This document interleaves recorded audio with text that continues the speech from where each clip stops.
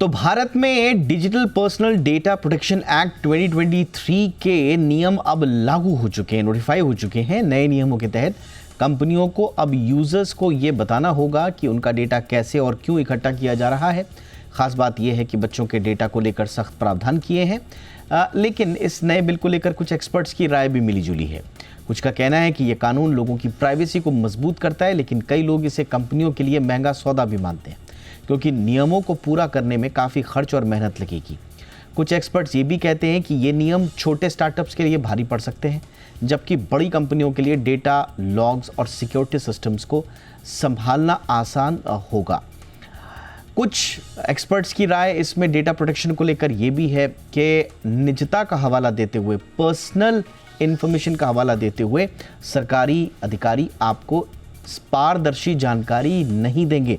इस तरह की मिलीजुली प्रतिक्रियाएं इस पे आ रही हैं। आज इसीलिए हमने एक्सपर्ट्स का एक बड़ा पैनल रखा है, जो आज इन पूरे नए रूल्स को डिकोड करेंगे और आपको समझाएंगे आसान भाषा में। मेरा नाम है दीपक डोभाल, आप देख रहे हैं आपकी खबर आपका फायदा। मैं लौट रहा हूं मेहमानों के साथ।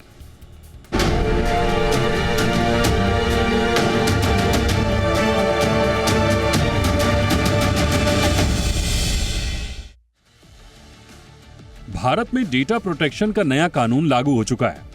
ये नियम अब लोगों की प्राइवेसी को मजबूत करने के साथ साथ इनोवेशन और डिजिटल इकोनॉमी को बढ़ावा देने के मकसद से लागू किया गया है। डिजिटल पर्सनल डेटा प्रोटेक्शन यानी डीपीडीपी एक्ट 2023 के तहत अगले 3 साल में इस सेक्टर में 10,000 करोड़ का निवेश आने का अनुमान है। मीडिया रिपोर्ट कहती है कि कंपनियां प्राइवेसी ऑटोमेशन और सर्विसेज पर जमकर खर्च करेंगी। सालाना खर्च की बात करें तो कंपनियां हर साल करीब 3,000 करोड़ खर्च करेंगी ताकि डीपीडीपी एक्ट के नियमों का पालन कर सकें। इस कानून का सबसे बड़ा असर कंसेंट मैनेजमेंट पर पड़ेगा और साथ ही कंसेंट मैनेजमेंट ही पूरे बिजनेस का 10% हिस्सा बन सकता है। यानी यूजर की परमिशन को मैनेज करने के लिए टेक्नोलॉजी और सर्विसेज पर कंपनियां भारी निवेश करेंगी। अब बात करते हैं कंसेंट मैनेजर की। ये एक रजिस्टर्ड एंटिटी होती है जो ऐसा प्लेटफॉर्म देती है जिसे यूजर अपना डेटा रिव्यू, विथड्रॉ या मॉडिफाई कर सकता है। यानी यूजर को अपने डेटा पर कंट्रोल रखने की पूरी ताकत मिलेगी। रिपोर्ट के मुताबिक इस सेक्टर में काम करने वाली कंपनियां 2 करोड़ रुपए तक का निवेश कर सकती हैं। अब बात करते हैं भारत के डेटा संरक्षण कानून की टाइमलाइन की। सितंबर 2011 में डीपीडीपी की शुरुआत हुई, जब न्यायमूर्ति एपी शाह की अध्यक्षता में एक पैनल बना। अक्टूबर 2012 में पहली बार गोपनीयता कानून का ढांचा तैयार करने की सिफारिश हुई। अगस्त 2017 में सुप्रीम कोर्ट ने पुट्टुस्वामी फैसले में गोपनीयता को मौलिक अधिकार घोषित किया। दिसंबर 2018 में बीएन श्रीकृष्ण समिति ने डेटा संरक्षण का फ्रेमवर्क पेश किया। दिसंबर 2019 में संसद में विधेयक पेश हुआ, लेकिन कई बार स्थगित हुआ। जनवरी 2025 में नियमों पर मसौदा आया और नवंबर 2025 में आखिरकार डीपीडीपी एक्ट लागू हो गया। डीपीडीपी एक्ट के तहत कोई भी ऐप या कंपनी आपका डेटा तभी ले सकती है जब आप साफ साफ इजाजत दें। बिना माता पिता की इजाजत के अब कोई भी कंपनी बच्चों को ऐसा विज्ञापन नहीं दिखा सकती जो उनके लिए खास तौर पर बनाया गया हो। कंपनियां आपका डेटा विदेश भेज सकती हैं, लेकिन सरकार चाहे तो कुछ देशों को इस डेटा को भेजने से रोक सकती है। गलत इस्तेमाल पर आप शिकायत कर सकते हैं। आप अपना डेटा देख सकते हैं, सुधार सकते हैं या डिलीट करवा सकते हैं। कंपनियों को 90 दिन में जवाब देना होगा। अगर डेटा चोरी होता है तो कंपनी को आपको तुरंत बताना होगा। आप इससे जुड़ी कोई शिकायत ऑनलाइन या ऐप से फ्री में कर सकते हैं। अगर संतुष्ट ना हो तो कोर्ट में अपील भी कर सकते हैं। अगर कंपनी नियमों का उल्लंघन करती है तो उसकी जांच डेटा प्रोटेक्शन बोर्ड करेगी। दोषी पाए जाने पर 250 करोड़ रुपए तक का जुर्माना लग सकता है। इस एक्ट के तहत कंपनियां डेटा को कम से कम 1 साल तक रख सकती हैं। भारत के नए डेटा प्रोटेक्शन कानून को लेकर एक्सपर्ट्स की राय मिली जुली है। कुछ का कहना है कि यह कानून लोगों की प्राइवेसी को मजबूत करता है, लेकिन कई लोग इसे कंपनियों के लिए महंगा सौदा मानते हैं, क्योंकि नियमों को पूरा करने में काफी खर्च और मेहनत लगेगी। एक्सपर्ट्स का कहना है कि ये नियम छोटे स्टार्टअप्स के लिए भारी पड़ सकते हैं, जबकि बड़ी कंपनियों के लिए डेटा लॉग्स और सिक्योरिटी सिस्टम को संभालना आसान होगा। यानी कुल मिलाकर भारत का नया डेटा प्रोटेक्शन कानून एक बड़ा बिजनेस स्पेस खोल रहा है, लेकिन साथ ही कंपनियों के लिए नई चुनौतियां भी ला रहा है। अब देखना होगा कि इंडस्ट्री इस बदलाव को कैसे अपनाती है और यूजर्स को कितना फायदा मिलता है। ब्यूरो रिपोर्ट, जी मीडिया। खास मेहमान हमारे साथ जुड़ चुके हैं। स्वागत करते हैं विराग गुप्ता जी का। जाने माने एडवोकेट हैं सुप्रीम कोर्ट और डेटा प्रोटेक्शन से जुड़ी हुई कई किताबें भी लिख चुके हैं। बहुत बहुत स्वागत है आपका विराग जी हमारे शो पे। हमारे साथ हैं डॉक्टर प्रशांत माली, जाने माने साइबर सिक्योरिटी और लॉ एक्सपर्ट। डॉक्टर माली, गुड इवनिंग, बहुत बहुत स्वागत है आपका। डॉक्टर विराग जी, आपसे ही चर्चा की शुरुआत कर रहे हैं। तो अंतोगत्वा अब ये रूल नोटिफाई हो गए हैं। जो तर्क आप कई सालों से हमारी डिबेट्स में दिया करते थे कि सब कुछ हो गया लेकिन नोटिफाई अब तक नहीं हुए, तो वो नोटिफाई हो गए हैं। सर, क्या बदलेगा इससे और बुनियादी रूप से इसका विश्लेषण किस तरह से किया जाए? अच्छा हुआ, खराब हुआ, या अच्छा हो सकता था लेकिन देर हो गई? दीपक जी, शास्त्रों में 4 प्रकार के सत्य बताए गए हैं। एक है पूर्ण सत्य, एक है अर्ध सत्य, एक है आंशिक सत्य और एक है भ्रामक सत्य। तो भ्रामक सत्य को असत्य की कैटेगरी में रखा जा सकता है। तो मैं मानता हूं कि जो रूल्स हैं ये भ्रामक सत्य हैं, आंशिक सत्य भी नहीं हैं, और ये इन रूल्स में ही लिखा हुआ है। तो सिर्फ अभी फ़िलहाल जो रूल्स अभी नोटिफाई किए गए हैं वो रूल नोटिफाई किए गए हैं 1/2/17 से 21। मतलब बोर्ड का गठन होगा, रूल का नाम क्या है, डिफिनीशन क्या है। जो कंसेंट मैनेजर वाली जो रूल 4 की बात है वो 4 लागू होगा 1 साल बाद, और जो बकाया रूल्स है जिनके बारे में बात की जा रही है वो 18 महीने बाद होंगे, नहीं होंगे मालूम नहीं है। लेकिन मुझे एक बात परेशान करती है, हो सकता है कि मैं गलत भी हूँ, और बिजनेस नेशनल मीडिया चैनल में इस बात को मैं पहली बार उठाना चाहता हूँ कि मैं एक्ट पढ़ रहा था जो 2023 में पास हुआ था संसद से 11 अगस्त 2023 को, और उसमें सेक्शन 1 में लिखा गया है, सेक्शन 1(2) में, it shall come into force on such date as the central government may by notification in the official gazette appoint and different dates may be appointed for different provisions of this act. अब इस act को लागू करने के लिए एक अलग से नोटिफिकेशन जारी करने की ज़रूरत है, और उस एक्ट के सेक्शन 40 के तहत रूल्स बने हैं। तो रूल्स अलग चीज़ें हैं। रूल्स बनाए गए हैं डेटा फिड्यूसरी के लिए, रूल्स बनाए गए हैं कंसेंट मैनेजर के लिए, रूल्स बनाए गए हैं बोर्ड के लिए। और अगर सेक्शन 16 या 42 के तहत अगर रूल बनते हैं तो उनको संसद में पेश करने की ज़रूरत है। तो मुझे समझ में नहीं आ रहा है कि सन 2012 से जो यात्रा चालू हुई, 9 जजों की 2017 के जजमेंट से उसका एक लॉजिकल एंड हुआ, जस्टिस श्री कृष्णा कमीशन बना, उसके बाद फिर 2 जेपीसी बनी, और कई राउंड के बाद 2023 में संसद से कानून बना, और उस कानून को क्यों रोका जा रहा है, कैसे रोका जा रहा है, क्यों लागू नहीं किया जा रहा है, और रूल से ये कानून कैसे लागू होगा, और जो रूल बनाए जाने थे सेक्शन 40 में उसके सीमित दायरा था। तो मुझे लग रहा है कि जो डेटा सुरक्षा है, भारत में बड़े बड़े डेटा सेंटर्स आ रहे हैं, एआई की क्रांति हो रही है, डिजिटल इंडिया बन रहा है, लेकिन डेटा सुरक्षा कानून अभी भी वो गर्त में ही है। मुझे नहीं लगता है कि उसकी कोई अभी कानूनी कोई अभी उसका औचित्य अभी सामने आया है। नहीं, एक बहुत मतलब बुनियादी मेरा सवाल है। आपने इतना सारा कानूनी उसमें पेचीदगियाँ बताई हैं। आप बड़े कानूनविद हैं, स्वाभाविक रूप से उसमें कुछ ना कुछ दम होगा। लेकिन मुझे बताइए, बहुत सिंपल सी बात जो मेरे दिमाग में आ रही है कि संसद ने पहले ही digital personal data protection act 2023 pass किया हुआ है, रूल्स नोटिफाई नहीं थे, रूल बनाकर इस कानून को अब नोटिफाई कर दिया गया है।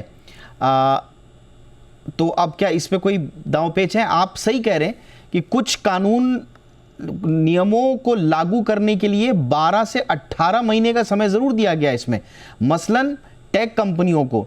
अब वो क्या है वो भी मैं आपसे समझूंगा, लेकिन क्या ये इतना सपाट नहीं है विराग जी? एक भी नियम दीपक जी, एक भी नियम अगर लागू हुआ हो तो मुझे बता दें। अच्छा, ये जो रूल्स बनाए गए हैं, हाँ, और इस रूल्स में अगर एक भी, इस रूल्स में टोटल लगभग 23 रूल्स हैं। हाँ, बोर्ड का गठन या डिफिनेशन या रूल का नाम वो तो औपचारिकता है। मैं एक इंटरेस्टिंग बात बताऊं, एक मेरे दोस्त थे, उन्होंने किताब लिखी, उस किताब का विमोचन और उसकी भूमिका महाराष्ट्र के राज्यपाल ने किया था, और वो 250-300 रुपए की उस जमाने में किताब थी, और उस किताब का नाम था what main know about the women, और उसका कवर पेज अच्छा था, उसमें बहुत अच्छी चीजें लिखी थी, और अंदर 500 पेज की किताब में पूरी किताब खाली थी, एक शब्द नहीं था। और उसमें लिखा था कि हम महिलाओं के बारे में कुछ भी नहीं जानते, और ये किताब थी, और वो किताब उस ज़माने में 200-300 रुपए की किताब थी। इसी तरीके से रूल्स हैं, रूल्स नोटिफाई हुए हैं। कौन से रूल्स नोटिफाई हुए हैं? क्या कोई रूल आज लागू हो रहा है? क्या 2023 का जो डेटा सुरक्षा कानून है आज लागू है या नहीं लागू होगा, इस रूल से वो कानून कैसे लागू होगा, और डेटा सुरक्षा कानून को लागू करने के लिए सेक्शन 1(2) के हिसाब से नोटिफिकेशन कब जारी की जाएगी। मुझे लग रहा है कि इन सवालों के जवाब मिलना चाहिए। ओके, हमारे साथ एक और कानूनविद हैं डॉक्टर माली, उनका भी हम रुख कर लेते हैं। इस बीच हमारे साथ अमित दुबे जी जुड़ चुके हैं, जाने माने एआई और साइबर एक्सपर्ट हैं।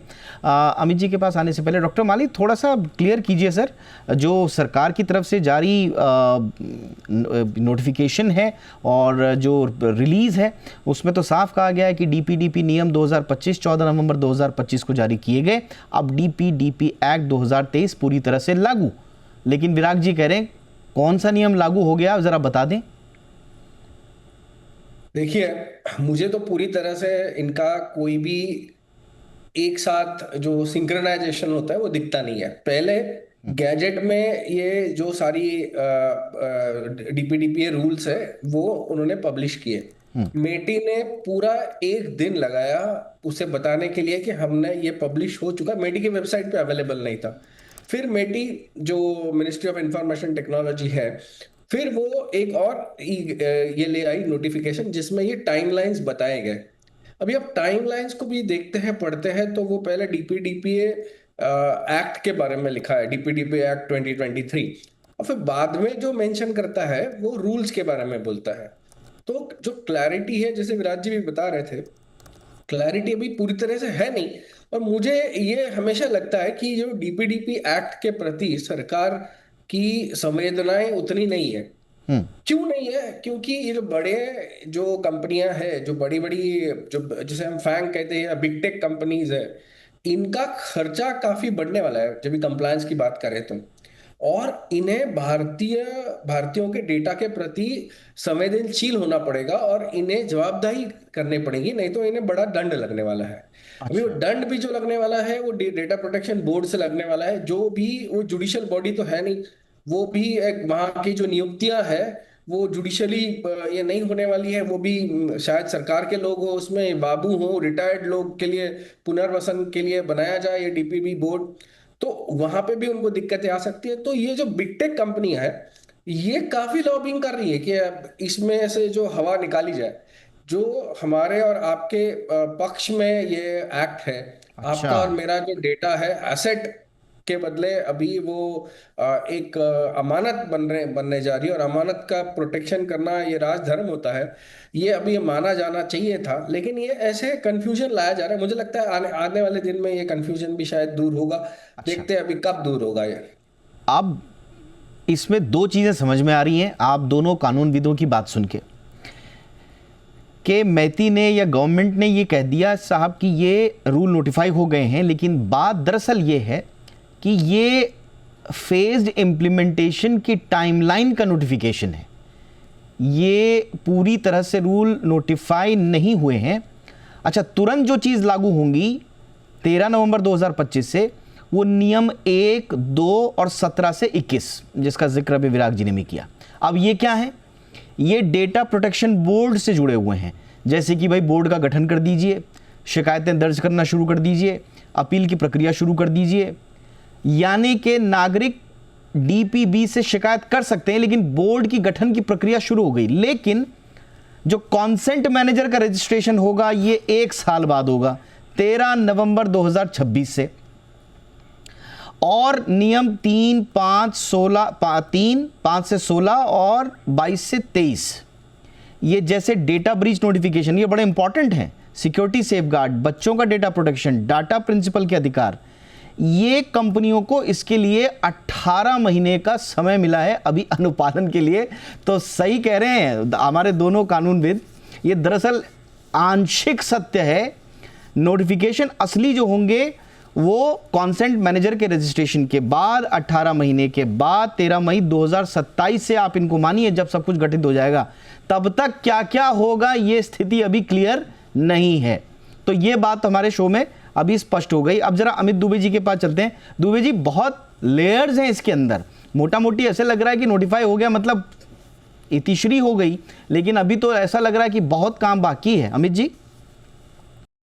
बिल्कुल बिल्कुल, मैं दोनों जो अधिवक्ता है उनसे सहमत देखिए ये लड़ाई बहुत लंबी थी, और जब भी ये नोटिफिकेशन आया तो हम सब एक्साइटेड हो गए, चलो अब तो एग्जीक्यूट हो ही गया। पर जब हमने देखा कि नहीं अभी भी बिल्कुल हाफ हार्टेड तरीके से चीज की गई है, तो एक निराशा ही हाथ लगी है। किसी भी चीज के इम्प्लीमेंट होने का यदि मुझे इम्पैक्ट या फायदा नहीं पहुंच रहा है तो मेरे लिए वो चीज फिर है। अब 18 महीने बाद क्या होगा, उसके बाद वो 5 साल नहीं हो जाएगा, इस बात की कोई गारंटी नहीं। आज मेरी लाइफ में जो नोटिफिकेशन आया उससे कोई फर्क नहीं पड़ा। यदि नहीं पढ़ने वाला तो उसका मुझे मतलब है, मुझे कोई मेरा जो राइट्स हैं, जो उसमें बड़े बड़े राइट्स दिए गए, उसकी वजह से मैं किसी से कोई कानूनी लड़ाई लड़ ही नहीं सकता। अब उसमें कहा जाता है कि डेटा सिर्फ चेकबॉक्स नहीं है, कॉन्ट्रैक्ट है। उसमें कहा जाता है कि राइट टू नो का डेटा है आपका, कि आपका डेटा क्यों लिया जा रहा है, किसको दिया जा रहा है, डिलीट कर दिया जाए यदि मुझे राइट टू डिलीशन, तो सब चीजें हैं। पर क्या आज वो इम्प्लीमेंट हो जाएंगी? नहीं, आज नहीं। तो फिर कोई फायदा नहीं ना मुझे उसका एग्जीक्यूशन। आपने वो प्रोविजंस तो दे रखे हैं, पर उस प्रोविजंस का ग्राउंड लेवल पर मैं कुछ उपयोग नहीं कर सकता। तो मैं दोनों लोगों से सहमत हूं, और ये चीज डेफिनेटली ये दिखा रही है कि गंभीरता नहीं है। देखिए अब अभी यदि हम नहीं जागेंगे तो कब जागेंगे? आपने पिछले 15 साल से हम लोग पता नहीं कितने इस तरह के शो कर चुके हैं, और जब ये data sovereignty bill, data DPTP bill start हुआ था, पर्सनल डेटा प्रोटेक्शन का, सबसे पहले डेटा सोवरेनिटी की बात की गई थी कि सारा डेटा इंडिया में ही रहेगा, इंडिया से बाहर नहीं जाएगा। फिर उस पर बवाल हो गया, उन्होंने कहा नहीं साहब ये तो हो नहीं सकता, बहुत इन्वेस्टमेंट हो जाएगा बड़ी बड़ी कंपनीज का। वो बिल पेश ही नहीं हो पाया, वो बिल डिस्कशन मोड में ही खत्म हो गया। उसके बाद नया ड्राफ्ट आ गया, उन्होंने कहा कि भाई व्हाइट लेबलिंग कर लेते हैं। पहले ब्लैक लेबलिंग, ब्लैक लिस्टिंग की गई कि भाई डेटा इन कंट्रीज में ना रखा जाए जो हमारे साथ सहयोग नहीं कर रही हैं, चाइना है, पाकिस्तान है, टर्की है, ईरान। ने कहा इसमें मत रखिए, और एक लिस्ट बना के दे दी, और कहीं रख लीजिए। उन्होंने कहा नहीं साहब ये भी नहीं माने, तो फिर व्हाइट लिस्टिंग की गई, इस में रख लीजिए। फिर एक बीच का रास्ता निकाला गया कि इस तरह का डेटा मत रखिए, उस तरह का रख लीजिए। तो ये जब से हम कर क्या रहे हैं, हम सिर्फ निगोशिएशन टेबल पर लड़ाई हारे जा रहे हैं और एक पुख्ता रिजल्ट नहीं ला पा रहे। आज भी वही। तो मैं उतना एक्साइटेड अब नहीं हूं। मेरे ख्याल से जितना हम काफी टाइम से वेट कर रहे थे, हर डिस्कशन में ये कहते थे कब लागू होगा, लेकिन आज भी वो लागू तो नहीं।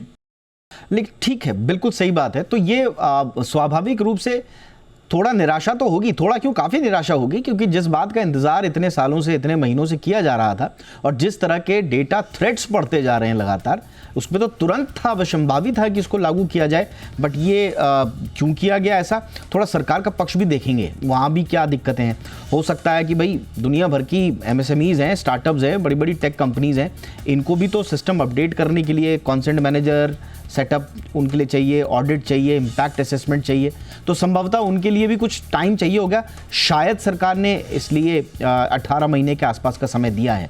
बट जैसा कि अमित जी भी कह रहे थे, भाई चाहिए तो तुरंत था, क्योंकि संकट तो आपके सिर पर अभी खड़ा है ना। 18 महीने बाद किसने क्या देखा है, तो उस संकट से निपटने की तैयारी क्या होनी चाहिए थी, इसका इम्पैक्ट थोड़ा एनालिसिस एक छोटे से ब्रेक के बाद।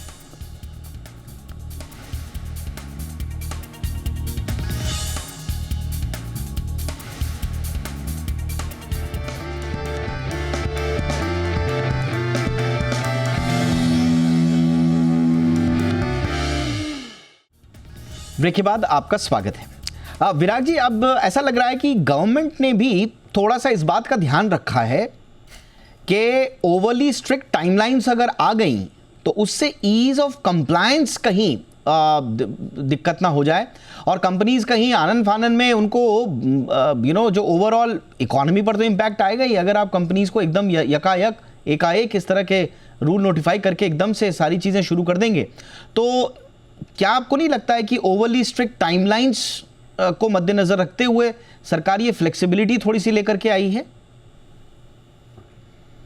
देखिए, जब 2023 में कानून बना था, उस कानून में सारे प्रावधान थे, और उस समय बात थी 18 महीने का समय देने की, तो 2 साल का समय ऑलरेडी मिल चुका है कंपनियों को कंप्लाइंस के लिए। तो 2 साल बाद 18 महीने का और समय देना पूरी तरह से अनुचित और गलत है, पहली बात। दूसरी बात, अभी 2 दिन पहले सरसंघ चालक का बयान आया था, क्योंकि सरसंघ चालक ने 3-4 बातों पे बहुत ही, क्योंकि संघ और भाजपा अगर हम देखें तो एक सत्ता में हैं, तो सरकार के लिए उनकी जो बातें हैं दिशा निर्देश के तौर पे मानी जाती हैं। और उन्होंने बोला था कि भारत में बढ़ती आर्थिक असमानता एक संकट का विषय है। तो जब डेटा सुरक्षा कानून है, तो जैसे हम आयुर्वेद में वात पित्त कफ बोलते हैं, तो डेटा सुरक्षा कानून भारत में सारी समस्याओं का समाधान है, आर्थिक जो विषमताओं का, और सारी समस्याओं की जड़ भी है। तो जिस दिन भारत में पूर्ण तौर पर डेटा सुरक्षा कानून लागू होगा, उस दिन हमारी स्वदेशी की, हमारे आत्मनिर्भर भारत की सही मायने में शुरुआत होगी, नंबर 1। नंबर 2, हम भारत में आम लोगों के ऊपर कितने तरह की कंप्लाइंसेस करते हैं। एक नई गाड़ी खरीदने के बाद आप उसमें 2 साल 3 साल बाद पीयूसी सर्टिफिकेट नहीं हो तो उसके ऊपर जुर्माना ठोक देते हैं। लेकिन जो बड़ी कंपनियां हैं, जब मस्क जैसा जो एक टेक कंपनी का मालिक है और वो इतनी सैलरी लेते हैं कि जिस सैलरी से वो पूरा एक देश खरीद सकते हैं, और आप उनसे कंप्लाइंसेस नहीं बोलते हैं, तो गरीब आदमी पर, आम आदमी पे नहीं। बट सर, जिसका एग्जाम्पल बार बार दिया जाता है विराग जी, यूरोपियन यूनियन का जो GDPR, जिसकी बार बार पूरी दुनिया में मिसाल दी जाती है, वहां पर भी 2 साल का ग्रेस पीरियड था सर। तो ऐसा लग रहा है कि ग्लोबल GDPR एक्सपीरियड पीरियड कब, हमें इसको सन 2012 से जोड़ना चाहिए। अच्छा, जब जस्टिस AP शाह कमेटी की रिपोर्ट आई थी, उसके बाद 2017 से जोड़ना चाहिए, जब 9 जजों का जजमेंट आया था। जस्टिस श्री कृष्णा कमेटी की रिपोर्ट से जोड़ना चाहिए था। कारवां गुजर गया, गुबार देखते रहे, मरीज तो मर गया, बुखार देखते रहे। तो ऐसा ना हो कि हम उनके कंप्लाइंस के चक्कर में देश की अर्थव्यवस्था को ऐसा संकट बना दें। और आपका शीर्षक है कि नए डेटा सुरक्षा नियमों से साइबर फ्रॉड पर, साइबर अपराधों पर लगाम लगेगी। पूरे रूल में एक शब्द मुझे दिखा दीजिए साइबर अपराध के बारे में, डिजिटल फ्रॉड के बारे में। तो मैं मानता हूं कि इसको आप इस तरीके से देखिए कि 2 बातें। हाँ, मैं आऊंगा। सबसे कम उम्र के बच्चों का डेटा। हाँ, मैं आता हूं विराग जी, बस मुझे 2 मिनट दीजिए। मैं डॉक्टर माली के पास आ रहा हूं। डॉक्टर माली, तो आप, यानी कि थोड़ा सा गवर्नमेंट ने मतलब आपका इशारा इस तरफ है क्या कि गवर्नमेंट ने थोड़ा इसको, जो अपनी प्रेस रिलीज में भी फुल ऑपरेशनलाइजेशन कह दिया है, दरअसल वो उसकी जगह फेजिंग का इस्तेमाल अगर किया जाता तो, क्योंकि फेजिंग का डिटेल बहुत कम हाईलाइट किया गया है, और फुल्ली ऑपरेशनलाइजेशन या DPDP rules notified privacy law in effect, ये इस तरह के जो शब्दों का इस्तेमाल कर दिया सर, ये थोड़ा अतिशयोक्ति हो गई यहां पर डॉक्टर माली। देखिए, दोनों तरह से सरकार पे प्रेशर है। एक तो जो ये DPDP के दीवाने हैं, मतलब ये दीवाने भी कौन है, जिनके कोई ना कोई टूल है कंसेंट मैनेजमेंट का, या जो GRC वाले या बिग 4 कंपनियां हैं या लॉ फर्म्स हैं जो जिनका इनमें इंटरेस्ट है, इन्हें एक बड़ा बिजनेस का चंक दिख रहा है। तो ये सरकार की मेटी के ऑफिसर्स हैं, इनका दिमाग खाते रहते थे अब तक, तो इन्हें भी खुश करना था। इनको जो बिग टेक कंपनियां हैं जिन्हें कंप्लायंस नहीं करना या कंप्लायंस आराम से करना है या वक्त चाहिए था, उन्हें भी खुश करना था। तो ये मध्य साधा गया है कि हमने प्रेस रिलीज में तो ये कहा, लेकिन कानून में ये लिखा है, क्योंकि अल्टीमेटली वही माना जाएगा जो कि कानून में लिखा है ना, गैजेट में जो पब्लिश हुआ है वही माना जाएगा। तो हमने बातें तो कर दी है, अभी वो होती रहेगी, क्योंकि हमने हमारी तरफ से जो जवाबदारियां थी हमारी, वो तो हमने पूरी कर ली। ये मनीषा दिखती है सरकार की, और इसमें दोनों ही पार्टी जिम्मेदार है। तो देखिए, वैसे भी आप मुझे पूछेंगे कि आपके लिए क्या है, अभी दीपक डोभाल जी के लिए उनका पर्सनल डेटा अगर चोरी हो गया तो उन्हें क्या मिलना है, ठेंगा, बिकॉज उन्हें कोई पैसा नहीं मिलने वाला। DPDP एक्ट में जितना भी 200-250 करोड़ रुपया है, वो तो सरकार की तिजोरी में जाने वाला है। तो आपको और मेरे को एज अ सिटीजन कुछ नहीं मिलने वाला। और आपने अगर गलत डेटा दिया है जानबूझ के, तो आप पे 10-20 हजार रुपया ठोक देंगे, ये आपसे पैसे लेने की गुंजाइश रखते हैं। बड़ी महत्वपूर्ण बात आपने बोल दी। बिल्कुल, अब दो चीजें आप लोगों ने ऐसी बोल दी वाकई में, जो कि बिल्कुल आम लोगों से जुड़ी हुई है। पहला, विराग जी ने कहा भाई साइबर फ्रॉड पर काबू, साइबर फ्रॉड का नाम तो पढ़ लीजिए उसमें अगर कहीं हो। दूसरा, आप कह रहे हैं कि भाई हमें आम आदमी के लिए कुछ है नहीं। तो क्या अमित दुबे जी, ये सिर्फ इकोनॉमी के मद्देनज़र लाते हुए ये रूल्स लाए गए हैं कि भाई प्राइवेसी मजबूत हो, अब किसकी पता नहीं, लेकिन इकोनॉमी को सपोर्ट मिले? क्या यही है इसका मजमून, इस पूरे नियमों का? आम आदमी के लिए कुछ है नहीं सर इसमें, आज हो चाहे 18 महीने बाद हो? नहीं सर, आम आदमी के लिए है, और आम आदमी के लिए ही लॉ लाए जाते हैं। मैं आपको बताता हूँ इम्पैक्ट कैसे पड़ेगा। कमर्शियल इम्पैक्ट की अलग बात होती है, पर ग्राउंड लेवल इम्पैक्ट अलग होता है। पहले हम GDPR का इम्पैक्ट देख लेते हैं। जैसे कि हमने कहा कि आपने कहा 2 साल का ग्रेस पीरियड दिया गया, 2016 में लाया गया था, 2018 में इम्प्लीमेंट हो गया था। 2 साल में हर एक कंपनी, चाहे वो यूरोप में हो, यूरोप से बाहर, यदि वो यूरोप में बिजनेस कर रही है, इंडियन कंपनी की बात कर रहा हूँ, सबने जीडीपीआर कंप्लायंस करा लिया था। मई में शायद ये एग्जीक्यूट हुआ है 2018 में, और जुलाई में पहला पेनल्टी केस आ गया। एक कंपनी थी यूरोप की, उसको 20 मिलियन का कुछ पेनल्टी लगाया। जनवरी 2019 में तो गूगल पे पेनल्टी लग गई थी $50 मिलियन की। तो आप ये सोचिए कि कितना तेजी से इंपैक्ट होना और उसका रिजल्ट दिखना शुरू भी हुआ। अब जहां तक आम आदमी की बात, आम आदमी कोई भी साइबर क्राइम जो आज की डेट में होता है, उससे पहले एक साइबर क्राइम हो चुका होता है जिसके बारे में लोग बात नहीं करते, हम इग्नोर कर देते हैं। वो जो पहला वाला साइबर क्राइम है वो नहीं, यदि वो नहीं होगा तो ये दूसरा नहीं होगा। जैसे मैं आपसे कहूं कि आपको कल एक कॉल आ जाता है जी कि सर आपका ये इंश्योरेंस नंबर है, हाँ जी है, आपका प्रीमियम यही था, हाँ, ये डेट ऑफ बर्थ यही है, आपका एड्रेस यही है, आपका लास्ट प्रीमियम इस तारीख को दिया था। अरे सर बधाई हो, आपको डिविडेंड पड़ा हुआ है आपका तो 4 लाख का, 5 लाख का, आप क्लेम क्यों नहीं करते? एक काम कीजिए, एप्लीकेशन इंस्टॉल कीजिए, अच्छा, और आपको तुरंत 5 लाख आ जाएंगे। आपने वो एप्लीकेशन इंस्टॉल कर ली, आपके अकाउंट के बाकी पैसे चले गए। आप इंश्योरेंस कंपनी के पास गए, आपने कहा आपने गलती क्यों की, आपने एप्लीकेशन क्यों इंस्टॉल की? आप चुप, आप विक्टिमाइज हो गए और आप कुछ कर भी नहीं सकते। जबकि इस व्यक्ति ने एप्लीकेशन इसलिए इंस्टॉल की क्योंकि उसको ये डेटा दिया गया। अब ये डेटा या तो इसको पता था या इंश्योरेंस कंपनी को पता था, या किसी और को पता होने का कोई रीजन नहीं बनता। मैं समझ गया विद दिस लॉ, आप समझ रहे हो, मेरे लुटने के चांसेस कम हो जाएंगे। मुझे इस तरह के ऑल राइट सर, समझ में आ गया सर, वो डॉट आपने अच्छे से कनेक्ट कर दिए। काश मेरे पास समय होता तो मैं और डिटेल में, लेकिन आने वाले हमारे बहुत शोज होंगे, इस पे हम डिटेल में बातचीत करेंगे। विराग जी संक्षेप में कुछ कह दें सर, 10 सेकंड है बस। मैं 2 सवाल हैं। पहला जो अभी अमित भाई ने बोला है वो मुझे रूल में नहीं दिख रहा है कि कैसे सेफगार्ड होगा। दूसरा, सरकार ने संसद में बताया कि चाइनीज ऐप्स को हमने डेटा की वजह से बैन किया। जब डेटा का कानून नहीं है तो कैसे बैन किया था? अच्छा ठीक है सर, ये 2 बारीक सवाल है जिन पर आगे हम चर्चा करेंगे, और अभी इसमें बहुत सारी लेयर्स हैं जो इस आज की चर्चा के बाद कुछ नए आयाम खुल रहे हैं, उन पर चर्चा हमारी जारी रहेगी। फिलहाल आज आप इसको कर्टन रेजर मानिए कि क्या एग्जैक्टली नोटिफिकेशन में आया है। बहुत बहुत धन्यवाद आप तीनों का वक्त निकालने के लिए। शो में इतना ही। तमाम दर्शक अपना ख्याल रखें। नमस्कार।